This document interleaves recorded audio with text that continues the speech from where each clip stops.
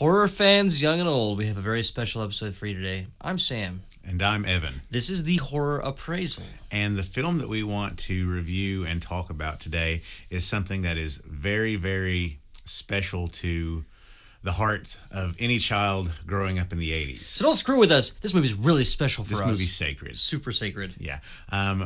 This is a film that didn't get a really wide release, but they showed it a lot on television. And it had, of course, VHS release too, that you were able to procure it in video rental stores. And we used to get it all the time, man. I got it as much as possible. I mean, until the copy that was at the video store was, like, destroyed by being viewed so much. Yeah, actually, that was the same thing with me. We used to get it from a Kroger's. But we are talking about a film from 1987, directed by Fred Decker, who also directed Night of the Creeps. And he did House. That was his debut. House.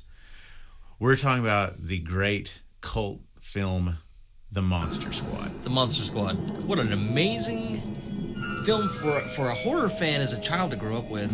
It was kind of one of those entries that really brought children into being horror fans. Absolutely. I agree with that 100%. This movie is very largely responsible for getting me into so many of the horror things that I got into later, because our generation, they saw this film and we were encouraged to be horror fans because of this movie. And, you know, of course, it's a movie that portrays many of the classic Universal film monsters. Which is very interesting how they did that. It is. In order to avoid stepping on toes, Fred Decker was proactive as a director, and he said, we need to make sure that we don't hit any copyright issues, and they made the monsters kind of how they remembered them. And right. They enlisted Stan Winston. Yeah. And, you know, I thought it was kind of interesting. We watched, we reviewed some documentaries and stuff before, because we knew we'd been wanting to review this movie for a while. Well, they took it to Universal. And like, you know, kind of gave Universal Studios the chance to make this movie, and they rejected it. And it was about 25 years ago. It was before Universal really started to cash in more on what they had, like, in their film vault as far as, like, their classic monster movies. You know, they missed out. And they should have. But you know what, man? I'm actually really glad they didn't, because we wouldn't have ended up with the movie that we have now. I think TriStar made a good decision on releasing this film. As kids, it seems like a lot of really great movies were released by TriStar. We actually sang the theme song earlier. We did. From memory. It was just kind of like on the spur thing, and it was... Yeah. But this movie, you've got Frankenstein. He doesn't have the bolts in the neck. They avoided copyright issue with that. They have the Gilman, who's slightly different from the creature from like Black Lagoon. You've got Dracula, special Dracula. Oh, my gosh. Wolfman is amazing looking, too. We love Wolfman. But let's talk for a minute about Dracula. So you and I have actually had this conversation many times. Dracula, as portrayed in the film The Monster Squad, is... I was asleep soon, so listen very carefully. Van Helsing's diary is missing. The best portrayal of Dracula on the screen. And there is no one to stop us! Well, see, and here's the thing. That's going to make a lot of people mad. Here's the thing about this, though. And I don't care. Bela Lugosi's Dracula is beautiful looking. Yeah. Duncan Rieger did what... Yeah, the actor who portrayed should have been done with Dracula. And it's fine. The technology was not available to really frame Dracula as he needed to be framed back in the 30s, yeah. Yeah, and we get, you know, the look of Dracula was awesome back then. But Duncan Rieger was able to, with money and budget and stuff, able to act this out. Like, the way they make him look, the way they make Dracula in this film look so aristocratic, but at the same time so just very evil and foreboding. Like, they did a really good job. Like, this is a Dracula that scares me. He's got a maniac side to him. He's a little bit loose. He's a little bit... Yeah. He reaches moments where he's a little bit... He makes mistakes like Hitler did. Well, that's funny you say Hitler, because I was going to actually say he's got a little touch of megalomania in him, you know. Yeah. So he wants to rule the world. Yeah. Yeah, he's not the absolutely. Dracula that sits in his castle waiting on his beloved mistress to come and Yeah, find him and again. please, everyone knows how great of an actor Gary Oldman is. It's just a personal preference. Gary Oldman was awesome. Gary Oldman was great in Bram Stoker's Dracula, but we're just talking about adaptations of the Dracula character. Ooh, He's my favorite We're Dracula. gonna get a lot of crap over Christopher Lee stuff too from Hammer. I mean, we're gonna get a lot of crap over this, but that's okay. We invite controversy because it'll get us more views and maybe let you guys stick around for other stuff. We're just horror fans. It's just our opinions. No one needs to get hurt. The other main character is led by Tom Noonan, and that's Frankenstein. Yeah, Frankenstein's monster, absolutely. And I won't say that he's my favorite Frankenstein, but he probably is, actually, in reality. I don't know if he is mine, but I think it's an interesting take on the character because of what they really did with the relationship between the Frankenstein monster and the children. Yeah, Phoebe especially. Yeah, it was actually interesting. Tom Noonan, the actor who portrays the Frankenstein monster, some of you might remember him as the Ripper in Last Action Hero. This one can.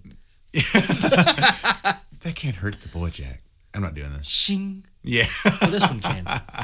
Anyway. I lost it. Oh, but like Tom Noonan stayed in character, like on set the whole time he was with those kids. He didn't let him see him out of makeup. Yeah, and he also like he stayed in character. He went everything. Like he didn't just start talking to them normally about like the weather or anything.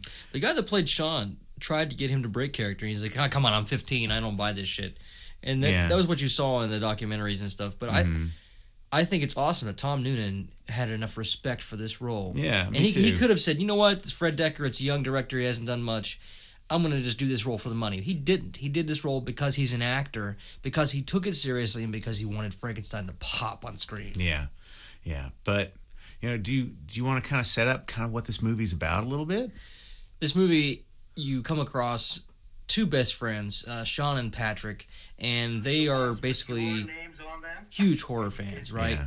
And they draw pictures of monsters, and really, in 1987, their inspiration for horror is the classic monsters. Yeah, and Monster Squad, like I said, they're this little club of horror enthusiasts. But Eugene is the other original member. Yeah. But I like how this film. It starts off the way great Universal classic horror films did, on a dark and stormy night, like with a big castle. And like I said, this is such an homage. God, yes. This is such an homage film to classic films. Because very early in the credits, I mean, you even see like the transformation of Dracula, and all of his It's beautiful. regal magnificence.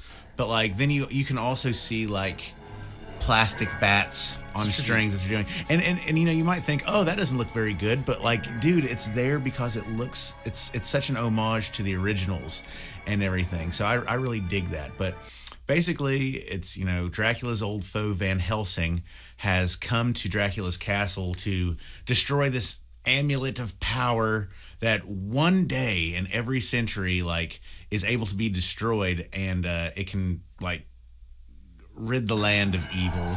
Typical.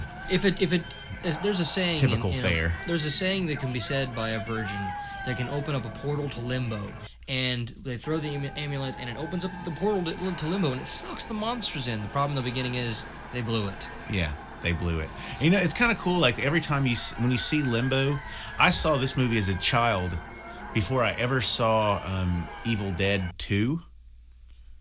And so when I saw Evil Dead 2 and you see like the thing in Limbo, I was like, that's exactly like Monster Squad.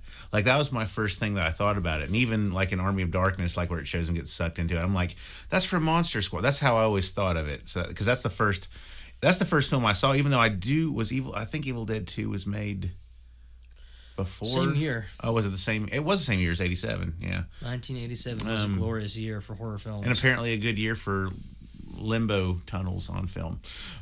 But Fred Dekker was given a chance. He got lucky on this one. Yeah, I mean, everything for this movie just kind of chemically meshes really well. Like, especially for a child watching it. Like, you have these kids who are, like, really kind of cool. I made this comment earlier. This movie is kind of like Stand By Me with monsters. And then you made the comment. It's Goonies. It's like Goonies and Stand By Me meets like, you know, It's a highly unpolitically correct version of both of them. yeah. Well, Stand By Me is not really politically correct, but no, not at all. That's a great film. I actually just rewatched it. But this film, like I said, it's really cool to kids because like it creates great ambiance. The monsters look super cool, and also too, like your protagonists are these children who like are fighting monsters with Frankenstein. I mean, what's not like they curse and like look at girls like through their clubhouse window and take pictures of them while they undress. Like so they couldn't get away with that now, and probably telling a story about children. But like back in the 80s, they were able to make it a little edgier. What is your favorite moment in this that is politically incorrect? Your favorite moment that's politically incorrect? My favorite moment is probably yours. It's where Dracula, the small child character of Phoebe, is Phoebe the Phoebe. Yeah, is trying to do the German incantation to open up limbo. Because she's obviously a virgin. Yeah, and like he picks her up by the face, and he says just something so horrible to her. He says, "Give me the amulet, you bitch!" And like.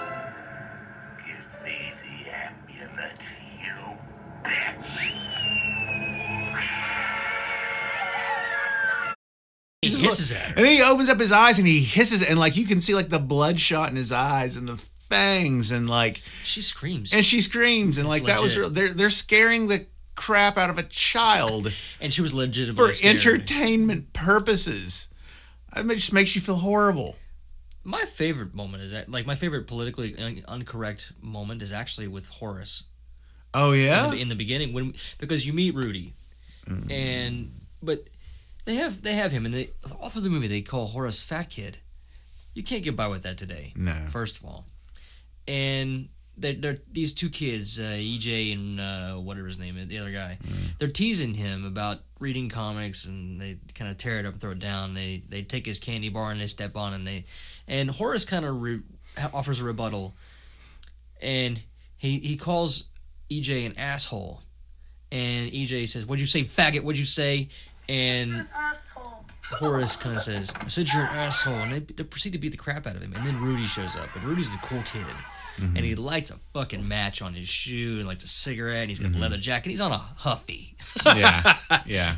He's cool being on a Huffy. But that you can't do that kind of dynamic today. No, I mean, and you know, we were talking about they were talking about the dialogue in the film, but you know, he was trying to make it realistic of how, you know, children speak or at least spoke, you know, growing up. Yeah. Things are different now. They really are. Yeah, they really are. Like I hate to say that we're a more wussified society, but we're really a more wussified society. You can pick literally anything to be offended by, and this movie was very bold and very not bold giving a shit. Because like I said, you know, it portrays children as its chief protagonists, and they're put in harm's way. Like I said, the cursing that's done at a small child. I mean, the scariness of it is just so intense. Because you can relate to the characters. You care about the characters very much. And speaking of Horace. My name is Horace. What did we learn about Horace? Oh yeah, it kind of sucks. Like, we were actually talking about how cool it would be to, like, if they got all these people in Monster Squad to do a reunion, and the kid who played Horace, we actually found out he died actually quite a long time ago. He's been dead for about 16 years, 17 years. He died in 1997 at the age of 22 over something really stupid. He was a 22-year-old guy, and he died of pneumonia. And it's not really new news to the fan base, not. but it's pertinent, and yeah, he was apparently a really cool kid. Yeah, you know, I bet he would have really like if he had been older and gotten to see like this cult following, because like I said, our generation of kids growing up like in the 80s, we're the ones who were the big followers of the Monster Squad. Yeah. I mean, we're the people in our age demographic who like this movie are the reason it got a big DVD release. Finally, after years, it never had like a DVD release until a few years ago, right? Like, It was probably 2008 or 9 when Yeah. the DVD came out, and Blu-ray was starting to get intensely popular. And Yeah, at first, Monster still Squad was. wasn't available on Blu-ray, but then they released almost the exact same DVD release Yeah. on Blu-ray. Yeah. But our age demographic is one of the most rabid fan bases of horror. Mm-hmm. When you go to conventions, you see mostly our age group. Mm-hmm. And one of the big reasons, I think, is because of this movie. I agree. Like I said, it was very inspiring film because, man, they just did it in a way of such this like coolness and scariness and humor, So much style. and all that stuff in equal temperament, like the right amounts of each one at the right times. It's Like, funny and scary. yeah, it's fun. It's got great funny parts, but does anything beat the makeup and creature effects in this movie, man? You could be technical and say yes, but Stan Winston, man. I mean, well, my point is, this is like the late great Stan Winston's like tribute to so much stuff horror, because like, I mean, everything looks so phenomenal in this movie. Like, there's nothing that like looks second rate. I mean, it is Stan Winston we're talking about here. well, and this movie also was before Stan Winston got so big. With Predator, Stan Winston made the Predator outfit and just sent it to them. He didn't go and really show them how to manipulate it. In this film, you had Stan Winston on set, actually showing actors how they needed to move in the costumes, and he was there making changes and there to supervise how the shit was used. You know, I have to be honest with you, other than like Dracula, my favorite look for a character in the film is the Gilman. Gilman's pretty amazing, but what about Wolfman, dude? He's highly Wolfman, effective. Wolfman looks great. He does look great. I like it He's because got nards. Wolfman's got snards. Kick him in the nose! Kick him in the nose! He doesn't have nose! Do it! Do it! Wolfman's got nards! As they find out when trying to escape from him. But Gilman. it's amazing. just because it of course looks alien. I mean, you can still look at the Wolfman and be like, oh, that's a guy with werewolf makeup on and stuff, but like, you see the Gilman and it's something so foreign and alien, maybe because, you know, he's not like a,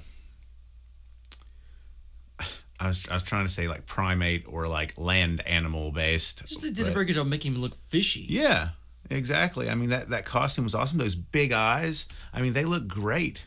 Like, they can't, I don't know why they just can't make stuff like that anymore.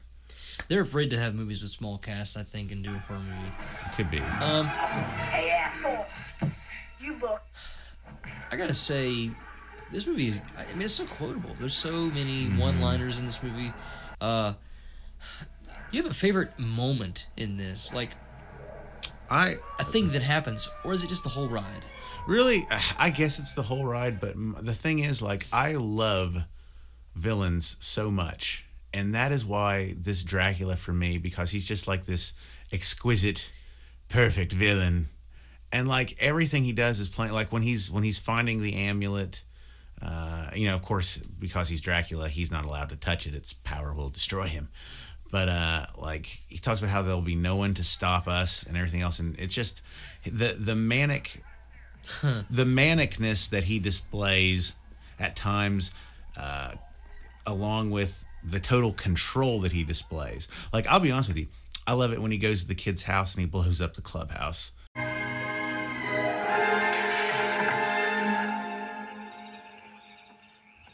Meeting adjourned.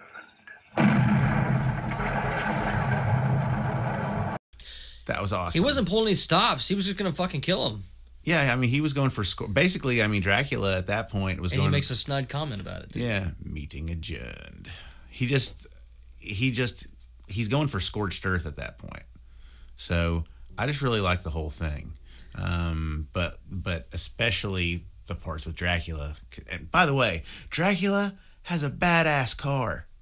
Yeah, the hearse and everything. Yeah, that's a bad car, man. I'll say I this, want one. too. The movie actually combines comedy with tragedy. You think there's a moment Tragedy! where there's going to be something funny. The father, who's a cop, his partner gets blown up in a car moments after making a joke. But it's very serious. He gets blown up and he's dead. But he makes a joke about how a mummy can't walk away out of him, and he laughs his ass off about it. But then he gets his ass blown up. He does. When the morning's gone and you can't go on, it's tragedy. Sorry, I'm done. Oh my God. Bee Gees. One of the most impactful elements of this film has to be the music. Dude, the music in this film Has to be. like is so cool. It's by a composer named Bruce Broughton. Bruce Broughton. And obviously they were looking for someone who could really reproduce like those kind of classic monster movie soundtracks. And it's like that, but better. It's so amazing that I imagine a madman actually conducting this shit. Like it's the orchestra from hell like doing it. I mean, I picture like actual monsters playing the violin and doing like the dissonant stabs and stuff that really support the film. Guest conductor Harry Manfredini. Pretty much. It's like Leonard Bernstein in hell. God, I mean, what else can we say about this movie? There's so much to say. Listen, there is one notable performance that I want to talk about in Monster Squad, and I don't know if I'm actually pronouncing this name correctly, but it is for a great late actor named Leonardo Cimino or Leonardo Cimino. He was Italian, so I actually don't really know how that's pronounced, but of course, Mr. Cimino plays Scary German Guy. Oh, yes. And Scary German Guy was a character that I want to talk about that really kind of influenced what I thought as a kid, because there's that scene, of course, where the children first meet him, and of course they think he's this scary guy, but he befriends them and he's going to help them out on this quest. And they say, "Wow, mister, you sure do know a lot about monsters." And he says, "Come to think of it, I guess I do." And he closes the door, and you see like a concentration camp number on like his wrist. And I remember asking my dad, "Hey Dad, what's that supposed to mean?" And now I was maybe only 6 or 7 years old. I didn't really know. They didn't have concentration camp curriculum when I was in second grade. I didn't learn about that stuff till later. Right. But he kind of told me a little bit about it. You know, he didn't go into, of course, horrible, explicit detail, but basically, you know, there's this group of people who hated another group of people. They rounded them all up, and they tortured them and killed them. 6 million of them. So that movie's actually the first time I ever learned of one of the most horrible events that has ever taken place in the history of man. Wow. Yeah. So I always think about that every time I watch it. That movie is how I learned about the Holocaust, how I first heard about it. This movie, the lasting impression that I have as my memory as a kid, it was one of those movies that my mom would have let me see, and it was... What? It was... She wouldn't let you see? She would let me. Oh, I thought you said she wouldn't. She was the reason that I got to see this movie, and cool. It was one of those things that was not Freddy Krueger, and I got to see it because it wasn't Freddy Krueger. She thought it was going to be a little bit more family-oriented. And... Which I guess it was. This goes to show that reputation has a lot to do with what you're able to see and what you can't see. Yeah, me too. Because this movie, pretty bold. Yeah. Like I said, if they had made it now, and even one of the people who's making it is like, if we'd made it now, we would have had to scale back the brashness of it a little bit. It's like, ugh, I'm glad they made it when they made it. Practical effects done right, real score, great acting, kids that bought into the film, a director that bought into the film, and the whole supporting crew, really, you can tell it was just a team effort. Yeah. So, I mean, I just want to say Monster Squad, to me, like... Monster Squad. It just inspired so much appreciation for the creativity of, like, the classic monsters. Which, you know, this Dracula, he doesn't sparkle. He's not a good guy. Dracula's a bad guy. And I just love, like I said, this portrayal of Dracula is the best. And it's, like I said, we're probably going to start a fight with the Christopher Lee camp. I do have something to mention. I have a favorite camp moment. Okay. A favorite fun moment. Okay. A lot of times in movies when parents come in and they say, there's no such thing as monsters, and the kid's like, but I saw a monster in my closet. This is awesome. Eugene is he's the smallest kid in the group, and I don't know what grade he's in, but he's obviously very young, and Mummy, who is one of the best portrayals of Mummy in any film. Eugene sees him in his room, and he screams and everything, and when his father comes in, and he says, there's no such thing as monsters, you're not going to read those comic books anymore. He opens the closet to show Eugene that the monster's not there, and he opens the door, and he's mocking him, he's not even looking in the closet, he's like, ooh, big scary monster, and the mummy's in there, like... The mummy, like, reaches for him, too. It's, like, so scary. And then he slams the door, because he didn't even look in there, and Eugene, of course, is like this, so he writes a letter to the military, and the military comes. And... Dear Army guys, there are monsters, please send help. Eugene. Dear Army guys. Dear Army guys. Can you imagine if you could do that these days? That'd be awesome. It'd be a horrible waste of taxpayers' money. It would be. Especially since the Monster Squad already dispatched them. Any closing remarks?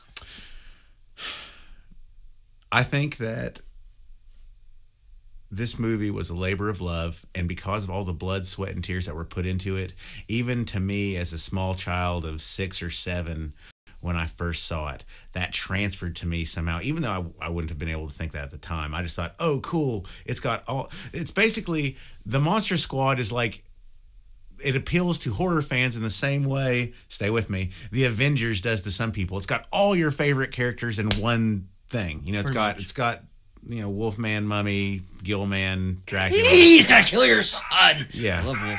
Wolfman is really great in this. Love it. So I think just all that energy and respect that they were trying to pay to the original, I think it really just shines through bright in this film, because this movie, you know, it's nothing deep and metaphysical. You're not watching like a Cronenberg movie here where you're going to have to ascertain some kind of deeper meaning. Right. But it is what it is, and I love it. I love the Monster Squad. I would weep unashamed tears for the Monster Squad.